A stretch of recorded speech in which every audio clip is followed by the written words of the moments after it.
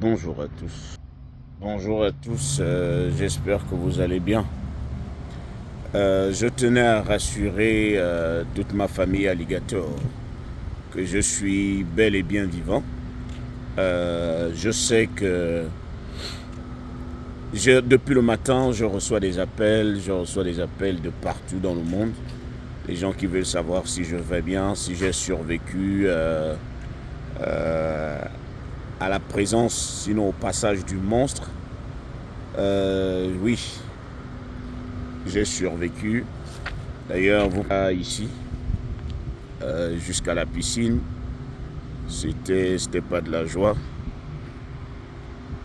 L'eau est allée se reposer.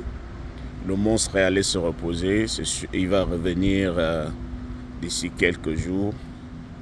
Donc, la piscine a survécu, même si elle a reçu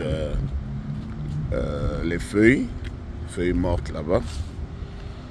Donc, tous les arbres ont été déshabillés. C'était très, très, très fort. Très, très fort. Très, très fort.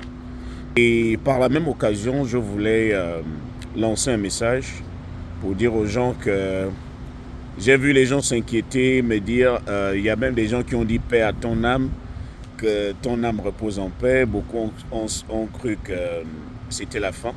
Non, ce n'est pas de l'arrogance. C'est pas que la vidéo que je prenais c'était pour défier la nature. Non, c'était pas ça. Mais je sais que je finirai par partir un jour, mais je sais ce qui finira par m'emporter. Ce n'est pas l'ouragan. Et je tenais aussi à rappeler qu'il y a des gens qui ont trouvé la mort en essayant de fuir la ville. Yeah, how you doing? Doing all right. Yeah. I see you moved that car. Yeah, I put it over there. You're smart. I said, yeah. The other car was going underwater. Yeah, I saw it. Yes, That's what I wanted to avoid. I Yeah. knew it wouldn't. that was Yeah. smart. I was looking at it all now. Looking, it got to the tires. That's it. Yeah, yeah. All right. That's it. Hell go. Yeah. So,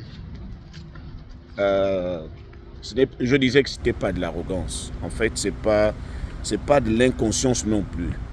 Vous savez, il y a certaines personnes qui affrontent les problèmes les plus horribles avec un sourire, pas en pleurant. Et je suis un peu le genre. Je n'aime pas pleurnicher. Je n'aime pas trop paniquer lorsque je suis face aux problèmes les plus dingues. Et hier, cet ouragan fait partie des problèmes les plus dangereux parce que beaucoup de personnes ont perdu la vie. Et je disais que il y a des personnes qui sont allées sur la route, c'est-à-dire qui ont voulu fuir la ville en conduisant, qui ont trouvé la mort. Donc cela veut dire qu'il y a aussi le lieu qui est important. Il y a aussi la foi que tu as en toi qui est aussi importante. Le tout n'est pas de fuir, mais comment fuir? Est-ce que tu es sûr que c'est en fuyant que tu seras à l'abri? Est-ce que tu es sûr qu'en fuyant, tu ne vas pas finalement rencontrer le problème le plus difficile? Donc, je ne voulais pas paniquer.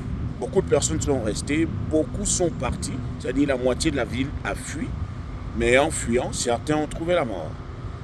Beaucoup sont aussi restés, qui sont à l'abri aujourd'hui. Vous voyez, je viens de parler à mon voisin américain.